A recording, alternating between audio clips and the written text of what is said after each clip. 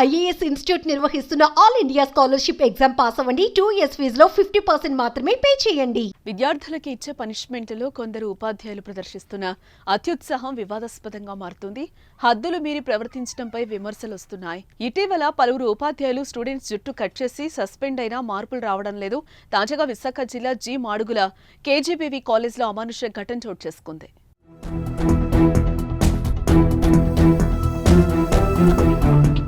BiPC second year చదువుతున్న విద్యార్థులు కొందరు ఉదయం ప్రతిజ్ఞకు లేట్ వచ్చారనే కారణంతో హాస్టల్ ఇన్ఛార్జ్ లక్ష్మీ ప్రసన్న విద్యార్థినుల జుట్టు కటింగ్ చేశారు. మొత్తం 18 మంది విద్యార్థుల జుట్టును కత్తిరించారు. హాస్టల్లో నీరు లేక ఆలస్యమైందని చెప్పినా వినిపించుకోకుండా వారిలో 4గురిపై చేయి కూడా చేసుకున్నారు. అంతేకాక వారిని ఎండలో నిలబెట్టి పనిష్మెంట్ ఇవ్వగా ఒకరు సొమసిలి పడిపోయారు.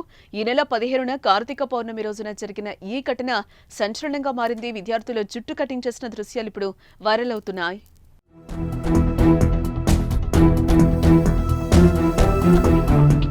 హాస్టల్ ఇన్ఛార్జ్ లక్ష్మీ ప్రసన్న తీరుపై స్టూడెంట్స్ తో పాటు తల్లిదండ్రులు ఆగ్రహం వ్యక్తం చేస్తున్నారు. అయితే ఈ విషయంపై ప్రసన్న కుమారి మాట్లాడుతూ విద్యార్థినుల క్రమశిక్షణ అలవర్చేందుకు కొందరు జుట్టును కొద్దిగా కత్తిరించినట్లుగా చెప్పడం విశేషం.